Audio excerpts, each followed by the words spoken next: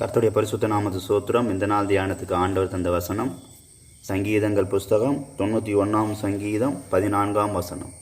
91 சங்கீதம் 14 வசனம். அவன் என்னிடத்தில் வாஞ்சியா இருக்கிறபடியால் அவனை விடுவிப்பேன். என் நாமத்தை அவன் அறிந்திருக்கிறபடியால் அவனை உயர்ந்த அடைக்கலத்தில் வைப்பேன். அவன் என்னிடத்தில் வாஞ்சியா இருக்கிறபடியால் அவனை விடுவிப்பேன். என் நாமத்தை அவன் அறிந்திருக்கிறபடியால் அவனை உயர்ந்த அடைக்கலத்தில் வைப்பேன். கர்த்தருடைய பரிசுத்த நாமம் துதிக்கப்படுவதாக. கர்த்தர் நல்லவர், அவர் கிருபை என்றும் உள்ளது. இந்த நாள் தியானத்துக்கு ஆண்டவர் தந்த அந்த நல்ல வசனத்துக்காக ஆண்டவரை துதிக்கிறேன், சொதரிக்கிறேன். இங்கே இந்த சங்கீதக்காரன் சொல்லுகிறார், அவன் என்னிடத்தில் வாஞ்சியா இருந்தால் நான் விடுவிப்பேன். அவனை என் நாமத்தை அறிந்திருக்கிறபடியாக உயர்ந்த அடைக்கலத்தில் வைப்பேன் என்று சொல்லுகிறார்.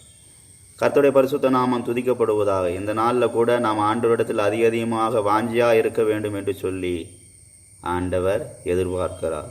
இந்த நாளில் கூட இந்த வாஞ்சை என்கிற வார்த்தைக்கு நேராக உங்கள் ஒவ்வொருவரின் கவனத்தையும் திருப்ப நான் விரும்புகிறேன். அப்போ இந்த நாட்கள் கூட நம்ம வாஞ்சியாக இருந்தால் தான் நம்ம என்ன செய்ய முடியும்? ஆண்டவரை அறிந்து கொள்ள முடியும். இந்த சங்கீதக்காரன் பாருங்கள், அப்படியாக ஆண்டவரிடத்தில் வாஞ்சியாக இருந்தபடியால் அவர் சொல்லுகிறார், மானானது நீரோடைகளை வாஞ்சித்து கதறுவது போல என் ஆத்மா உம்மிடத்தில் உம்மை வாஞ்சித்து கதறுகிறது என்று சொல்லுகிறார். கர்த்தருக்கு சோத்து. இந்த நாளில் கூட நாம் எந்த அளவுக்கு ஆண்டவரிடத்தில் வாஞ்சியாக இருக்கிறோம் அதை கூட 42 சங்கீதம் 1 வசனத்தில் வாசிக்கிறோம். மானானது நீரோடைகளை வாஞ்சித்து கதறுவது போல தேவனே என் ஆத்துமா உம்மை வாஞ்சித்து கதறுகிறது என்று சொல்லுகிறார். பாருங்கள், அடுத்த வசனத்தில் பாருங்கள், என் ஆத்துமா தேவன் மேலே, ஜீவனுள்ள தேவன் மேலேயே தாகமாயிருக்கிறது, நான் எப்பொழுது தேவனுடைய சந்நிதியிலே வந்து நிற்பேன் என்று சொல்லுகிறார். அப்போ அந்த நாட்கள் கூட நாம் தேவனுடைய சந்நிதியில் வந்து நிற்கிற காரியத்தில் எப்படி இருக்க வேண்டுமா? வாஞ்சையாக இருக்க வேண்டும். நம் உள்ளத்தில் ஒரு வாஞ்சை காணப்பட வேண்டும். எப்போது தேவ சமூகத்துக்கு போவோம், எப்போது நாம் ஜெபிப்போம், எப்போது நாம் வேதத்தை வாசிப்போம், எப்போது தேவ சமூகத்தில் அமரலாம், எப்போது அவரை துதிக்கலாம், எப்போது அவரோடு ஜெபிக்கலாம், எப்போது அவரோடு பேசலாம், எப்போது நாம் அவரை மகிமைப்படுத்தலாம் என்று சொல்லி நமக்குள்ள என்ன காணப்பட வேண்டும்? ஒரு வாஞ்சை காணப்பட வேண்டும். இந்த கடைசி நாட்கள் கூட அநேகர் மத்தியில் என்ன இல்லை, இந்த வாஞ்சை இல்லாதனால அவங்க என்ன பண்ணுவாங்க? தெய்வத்தை அறிய முடிவதில்லை, தெய்வத்தோடு நடக்க முடிவதில்லை, தெய்வ சன்னதியில் கூட்டி சேர்க்கப்படுவதில்லை, தெய்வ சன்னதியில் கடந்து வர காரியங்கள்லாம் அவங்க என்ன பண்ணுறாங்க? குறைந்து போகிறது. அவங்களுடைய ஆவிக்குரிய வாழ்க்கையில் பலவிதமான குறைவுகள் உண்டாகி ஆண்டவர் விட்டு பின்வாங்கி போகிறார்கள். கர்த்தருக்கு ஸ்தோத்திரம். அப்போ இந்த நாளில் நாம் கூட ஆண்டவரிடத்தில் வாஞ்சியாக இருக்க வேண்டும். வாஞ்சியாக இருக்கும்போது நாம் எப்படி காணப்பட முடியும்? ஆண்டவரோடு இருக்க முடியும். ஆண்டவரோடு நாம் ஒரே மனமாக அவருடைய ராஜ்யத்தை குறித்து அறிந்து, அவரை அறிகிற அறிவு வளர்ந்து அவருடைய பிள்ளைகளாக நாம் ஜீவிக்க முடியும். அப்போ இந்த நாட்களில் கூட நம்முடைய வாஞ்சை எந்த அளவுக்கு காணப்படுகிறது, தேவனை அறிகிற அறிவை நாம் எந்த அளவுக்கு விரும்புகிறோம், எந்த அளவுக்கு அவரை தேடுகிறோம் என்பதையெல்லாம் இந்த நாளில் கூட நாம் கூட நம்மை ஆராய்ந்து பார்ப்போம், நம்மை சிந்தித்து பார்ப்போம். அப்போ இந்த நாட்கள் கூட நாம் எதன் மேல் வாஞ்சியாக இருக்க வேண்டும். இந்த தாவீதுக்காரன் என்ன பண்ணார்? இந்த சங்கீதக்காரன் என்ன செய்தார்? ஆண்டவருடைய மானானது நீரோடையில் வாஞ்சித்து கதறுவது போல் அவர் என்ன பண்ணார்? ஆண்டவரை நோக்கி பார்த்து வாஞ்சித்து கதறினார். 2வது, தேவனுடைய ஆலயத்தில் எப்போது நிற்பேன் என்று சொல்லி அவர் எப்போதும் தேவனுடைய ஆலயத்தை குறித்து ஒரு வாஞ்சி அவர் உள்ளத்தில் காணப்பட்டது. அதனால தான் பாருங்கள், அவர் தேவனுடைய ஆலயத்தை குறித்து பயங்கரமான வாஞ்சி இருந்தபடியாக தேவனுக்கென்று ஒரு ஆலயம் கட்டும்படி அவர் பிரயாசப்பட்டார். கர்த்தருக்கு சோதனை. இந்த கடைசி நாட்களில் நாம் கூட தேவனிடத்தில் வாஞ்சியாக இருக்கும்போது மாத்திரமே நம்முடைய ஆவிக்குரிய ஜீவியத்தை நாம் கட்டி எழுப்ப முடியும். அப்போ நாட்கள் நம்ம ஆண்டவரிடத்தில் வாஞ்சியாக இருக்கும்போது நம்முடைய ஆவிக்குரிய வாழ்க்கை கட்டி எழுப்பப்படும். நம்முடைய சரீரம் தான் நமக்கு தேவனுடைய ஆலயம். அப்போ அந்த நாட்களில் கூட ஒரு நம்முடைய சரீரம் ஆகிய ஆலயத்தை, இந்த ஆலயத்தை கெடுத்து போட்டால் தேவன் அவனை கெடுத்து போடுவார் என்று சொல்லி நாம் கொரிந்தியரில் வாசிக்கிறோம்.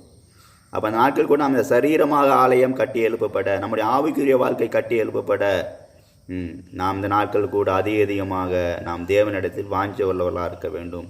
தேவனிடத்தில் வாஞ்சியாக இருக்கும்போது மாத்திரமே நம்முடைய ஆவிக்குரிய வாழ்க்கை கட்டி எழுப்பப்படும். நம்முடைய கிறிஸ்துக்குள் நம்முடைய வாழ்க்கை கட்டி எழுப்பப்பட்டு அது நித்திய ராஜ்யத்துக்குள் பிரவேசிக்க நமக்கு உதவி செய்யும். அப்போ இந்த நாட்களில் நாம் எந்த அளவுக்கு தேவனோடு வாஞ்சியோடு நடந்து கொண்டிருக்கிறோம். அப்போ சங்கீதத்தில் கூட அநேகர் வாஞ்சியோடு தேவனை தேடினார்கள், அநேகர் வாஞ்சித்தார்கள். கர்த்தருக்கு ஸ்தோத்திரம். ஒரு ஆண்டவரிடத்தில் ஒரு வாலிபன் வந்தான். வாலிபன் வந்து ஆண்டவர் சொன்ன எல்லா கற்பனைகளையும் கை கொள்கிறேன் என்று சொன்னான். அப்போ நீ எல்லாவற்றையும் வெறுத்து எல்லாவற்றையும் விட்டு என்னை பின்பற்றி வா என்று சொல்லும்போது அவன் என்ன சொல்லிட்டான்? அவன் மிகுந்த ஆசை உள்ளவனாக இருந்தபடியால் ஆண்டவர் பின்பாக செல்ல முடியவில்லை. ஆனால் அவனை ஆண்டவர் குறித்து எல்லா வாஞ்சை இருந்தது. ஆனால் ஆண்டவரை பின்னாடி செல்லக்கூடிய அந்த தகுதியை அவன் இழந்து விட்டான். அது காரணம் என்ன? அவனுக்குள் பயங்கரமான அவன் ஒரு ஐஸ்வர்யவானாக இருந்தான்.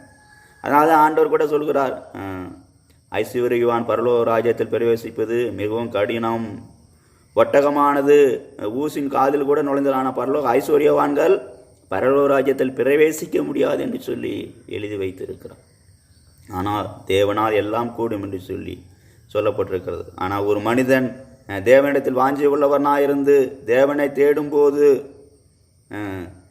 தேவனுக்கு பிரியமான செய்ய விரும்பும்போது, அவன் எந்த நிலவரத்தில் இருந்தாலும், ஏழையாக இருந்தாலும் பணக்காரனாக இருந்தாலும் கீழ்மட்டத்தில் இருந்தாலும் மேல் மட்டத்தில் இருந்தாலும், அவன் தேவனுக்குள் காணப்படும் போது தேவனிடத்தில் வாஞ்சியாக இருக்கும்போது அவனை மாற்றி ஆண்டவர் என்ன பண்ணுவார்? தேவனுடைய ராஜ்யத்தில் பிரவேசிக்க தகுதி உள்ளவனாக மாற்றுவார். அவனுடைய ஆவிக்குரிய வாழ்க்கை கட்டி எழுப்பப்படும். எனக்கு பிரியமான சகோதரனே சகோதரி, இந்த நாளில் கூட நாம் எப்படி காணப்படுகிறோம்? எந்த நிலவரத்தில் காணப்படுகிறோம்? ஒன்றுமில்லாமையிலும் நம்ம ஒரு ஐஸ்வர்யவானாக இருந்தாலும் ஒரு சராசரி மனுஷனாக இருந்தாலும் நாம் ஆண்டவரிடத்தில் வாஞ்சையோடு தாகத்தோடு நாம் அவரை நோக்கி பார்க்கும்போது நிச்சயமாகவே இந்த உலகத்தில் உள்ள எல்லா விதமான கட்டுகளிலிருந்து விடுவித்து ஆண்டவர் நம்மை அவருடைய ராஜ்யத்தில் பிரவேசிக்க கிருபை செய்வார். நம்முடைய ஆவிக்குரிய வாழ்க்கை கட்டி எழுப்பப்படும். தேவனால் எல்லாம் கூடும். தேவனால் கூடாத காரியம் ஒன்றுமில்லை. கர்த்தருக்கு சோத்திரம். அப்போ அந்த நாட்கள் கூட நாம் அவரிடத்தில் வாஞ்சியாக இருக்கிறோமா, தாகமாக இருக்கிறோமா, அவரை நோக்கி பார்க்கிறோமோ, நம்முடைய இருதயம் அவரோடு கூட இருக்கிறதா? நம்முடைய இருதயம் எதை வாஞ்சிக்கிறது? உன்னுடைய இருதயத்தின் நிறைவால் உன் வாய் பேசும் என்று சொல்லி ஆண்டவர் சொல்லியிருக்கிறார். இந்த நாட்கள் கூட நம்முடைய இருதயம் எதனால் நிறைந்திருக்கிறது? நம்மை ஆராய்ந்து பார்ப்போம்.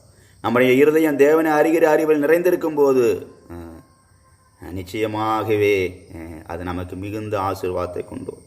கர்த்தருக்கு சோத்திரம். அப்போ இந்த நாட்கள் கூட வேதத்தில் பாருங்கள், அநேகர் ஆண்டவரிடத்தில் வாஞ்சியாக இருந்தாங்க. அந்த வாஞ்சை குறித்தது எல்லாம் எழுதப்பட்டிருக்கிறது. முதலாவதாக 119ஆம் சங்கீதத்தில் கூட நாம் ஒரு வாஞ்சையை குறித்து நாம் வாசிக்கிறோம். 119ஆம் சங்கீதம் 40ஆம் வசனத்தில் ஒரு வாஞ்சை குறித்து சொல்லப்பட்டிருக்கிறது. இதுவோ உம்முடைய கட்டளைகள் மேல் வாஞ்சியாக இருக்கிறேன், உமது நீதியால் என்னை உயிர்ப்பியும் என்று சொல்லி சங்கீதக்காரன் சொல்லுகிறார். அப்போ அந்த நாட்கள் கூட நாம் எது மேலே வாஞ்சியாக இருக்கும்போது ஆண்டவருக்கு பிரியமான பிள்ளையாக மாறி நாம் ஜீவிக்க முடியும்.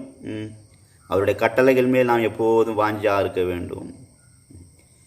நாம் எல்லா சமயங்களும் எல்லா சூழ்நிலையும் அவருடைய கட்டளைகளை நாம் கை கொண்டு ஜீவிப்பதில் எத்தனையோ தடைகள் காணப்படுகிறது, எத்தனையோ சோதனைகள் காணப்படுகிறது, எத்தனையோ பிரச்சனைகள் காணப்படுகிறது. நாம் வாஞ்சிக்கும் போது நிச்சயமாக ஆண்டவர் நமக்கு உதவி செய்வார்.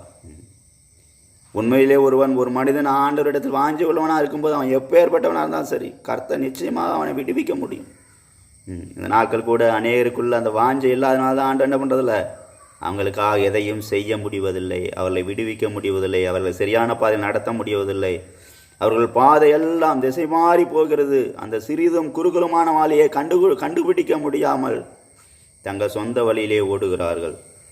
அப்போ இந்த நாளில் கூட நாம் எப்படி காணப்படுகிறோம்? ஆண்டவரிடத்தில் வாஞ்சியோடு இருக்கிறோமா? வாஞ்சியோடு அவருடைய கட்டளைகளை கை கொள்கிறோமா? வாஞ்சியோடு அவரை தேடுகிறோமா? வாஞ்சியோடு வேத வசனங்களை கை கொண்டு ஜீவிக்க முயற்சிக்கிறோமா?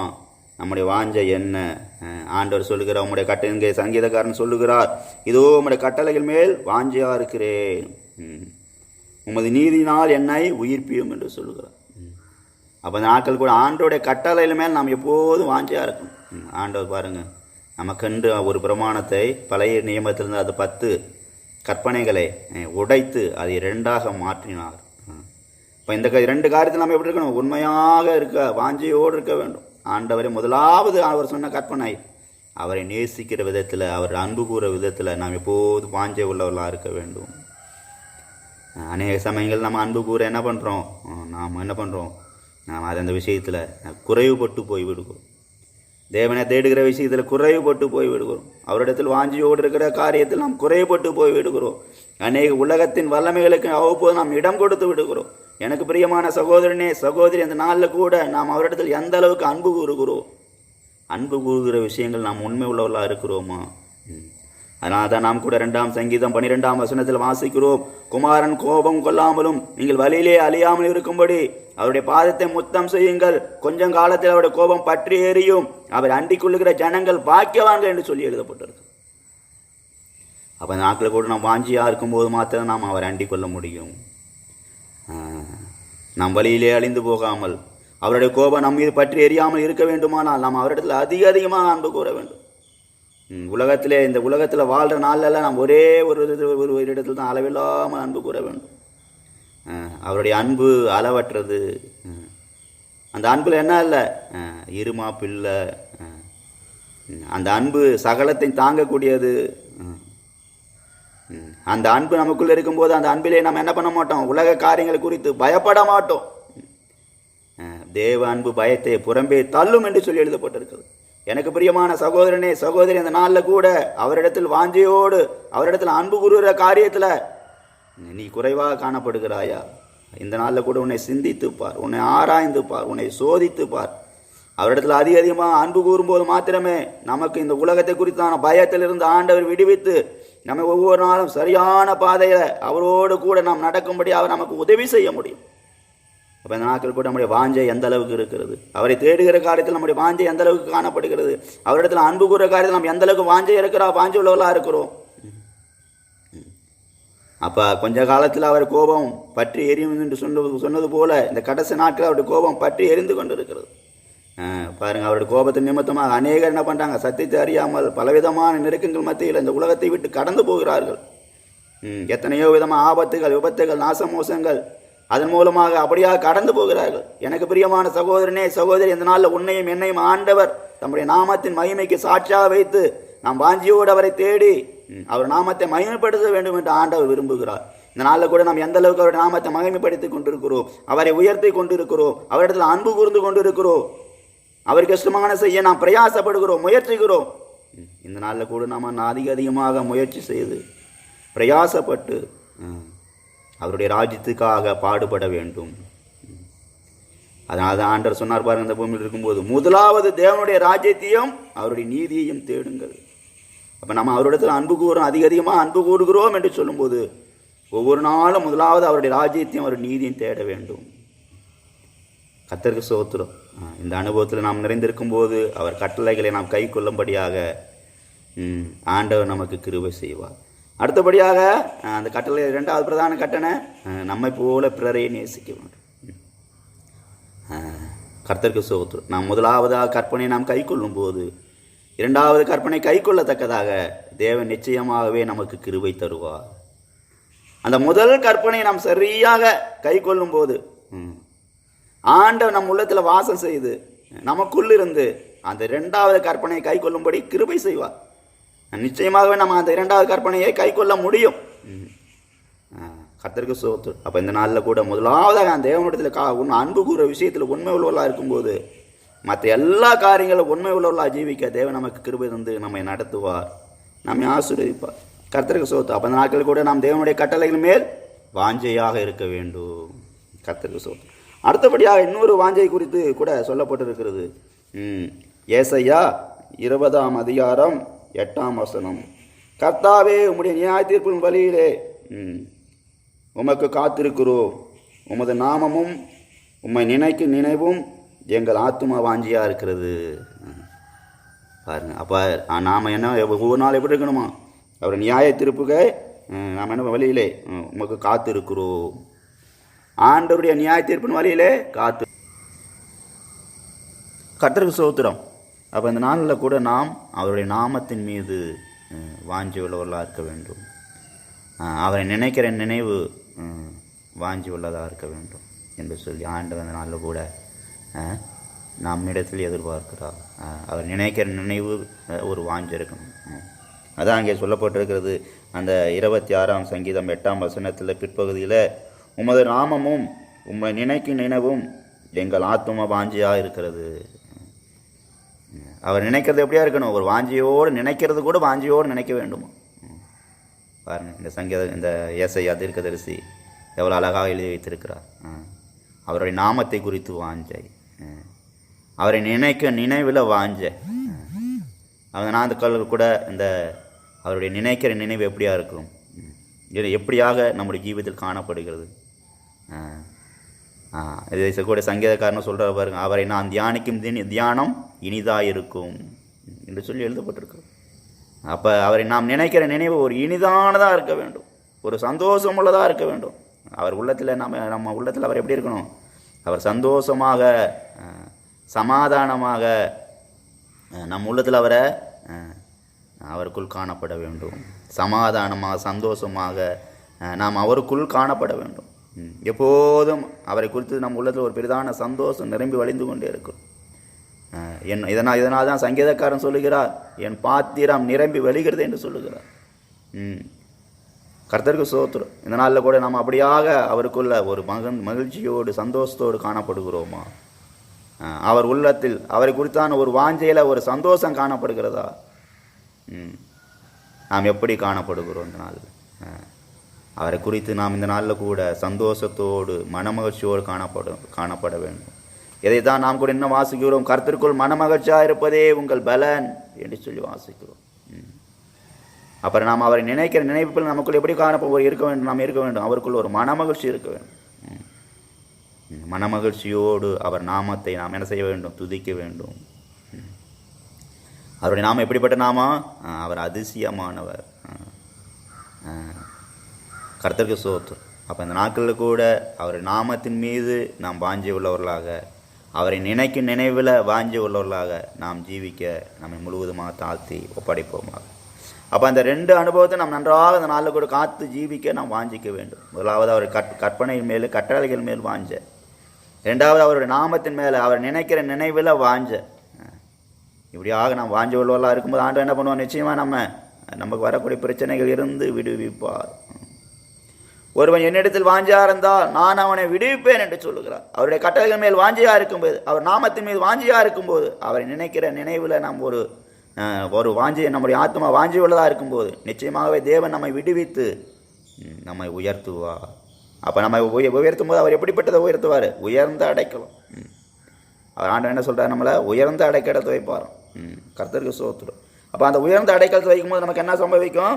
இதை குறித்து கூட உபாகமம் 33ஆம் அதிகாரம் 27ஆம் வசனத்திலே நாம் வாசிக்கிறோம். அநாதி தேவனே உனக்கு அடைக்கலம், அவர் நித்திய புயங்களே உனக்கு ஆதாரம், அவர் உனக்கு முன்னின்று சத்துருக்களை துரத்தி அவர்களை அழித்து போடு என்று கட்டளையிடுவார்.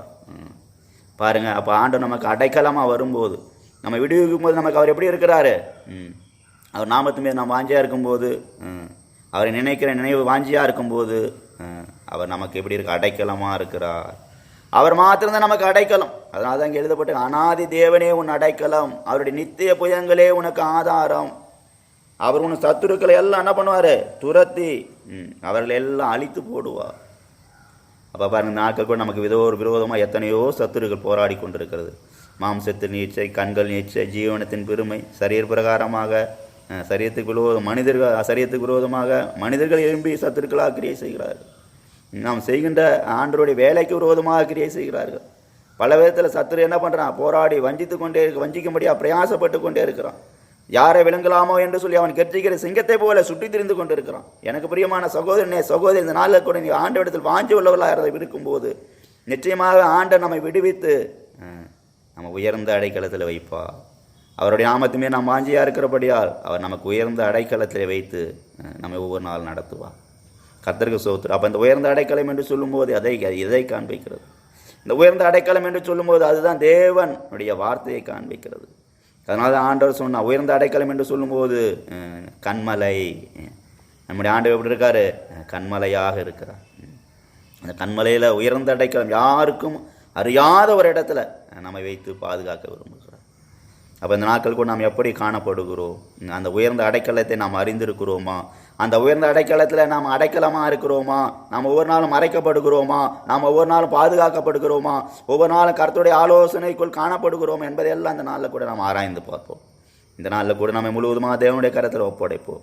நாம் தேவனுடைய கரத்தில் ஒப்படைத்து நாம் அவரிடத்தில் வாஞ்சியாக இருக்கும்போது அவர் நம்ம விடுவித்து அவர் நாமத்தை நாம் அறிந்திருக்கிறபடியாக நமக்கு ஆண்டவர் உயர்ந்த அடைக்கலத்தை வைத்து ஒவ்வொரு நாளும் பாதுகாத்து கொண்டு இருக்கிறார். அவருடைய வார்த்தையின் மீது நாம் அஸ்திபாரமிட்டுள்ள ஜீவிக்க ஆண்டவர் நமக்கு கிருபை செய்திருக்கிறார். வாஞ்சியாக இருக்கும்போது இது அவர் நமக்கு அடைக்கலமாக இருந்து அவருடைய வார்த்தையை கை கொண்டு ஜீவிக்க ஆண்ட ஒவ்வொரு நாள் நமக்கு கிருபை தந்து நம்மை நடத்துவார். அதெல்லாம் அந்த நாளில் கூட நம்ம அதிகமாக தேவனிடத்தில் வாஞ்சியாக இருந்து நாம் அவருக்கு பிரியமான செய்ய நாம் கூட ஒவ்வொரு நாளும் நம்மை தேவனுடைய கரத்தில் ஒப்படைப்போம். அப்போது கர்த்தர் நம்மோடு கூட இருந்து நமக்கு பெரிய காரியங்களை செய்வார். ஜெபிக்கலாம். கிருபையும் சிநேகம் நிறைந்த நல்ல தெய்வமே, நன்றியோடு துதிக்கிறோம், சோதரிக்கிறோம். இந்த நாளில் கூட உங்களுடைய பிள்ளைகளுக்கு நீர் தந்த நல்ல வார்த்தைகளுக்காக நன்றி செலுத்துகிறேன். இந்த வார்த்தை பிரகாரமாக உங்களுடைய பிள்ளைகளை ஒவ்வொருத்தரும் ஆசீர்வதிங்க. உங்கள் நன்மையினாலும் கிருபையினால் நிரப்புங்க. ஒருவன் என்னிடத்தில் வாஞ்சியாக இருந்தால் நான் அவனை விடுவிப்பேன். என் நாமத்தை அவன் அறிந்திருக்கப்படி அவனை உயர்ந்த அடைக்கலத்தில் வைப்பேன்னு சொன்னீங்கப்பா. உங்களுடைய வார்த்தை பிரகாரம், உங்கள் வல்லமை பிரகாரம் ஆண்டவரே நீங்கள் அப்படியாக கிரியை செய்து உங்களுடைய பிள்ளைகளெல்லாம் விடுவித்து அந்த உயர்ந்த அடைக்கலமை ஆகிய கண்மலையில் உங்களுடைய வார்த்தையில் பாதுகாக்கும்படியாக மூடி மறைத்து கொள்ளும்படியாக ஜெபிக்கிறோம். உங்களுடைய வார்த்தையோ ஜீவனும் வல்லமை உள்ளதப்பா. சோத்திரம் சோத்திரம். இந்த வார்த்தை கேட்குற ஒவ்வொரு உங்களுடைய பிள்ளைகளும் ஆசீர்வதிங்க, உயர்ந்த அடைக்கலத்தில் வைங்க. ஆண்டவரே பரலோக நன்மையினால் நிரப்புங்க. எல்லா சத்துருக்கும் விலக்கி விடுவித்து ஒரு பெரிதான ஜெயத்தை கட்டளையிடுங்கப்பா. இந்த நாளில் கூட உங்களுடைய பிள்ளைகள் ஆசீர்வதிங்க, காத்துக்கொள்ளுங்க. கனமகிமை செலுத்துவோம் இயேசு நாமத்தில் பிதாவே, ஆமென். அல்லேலூயா.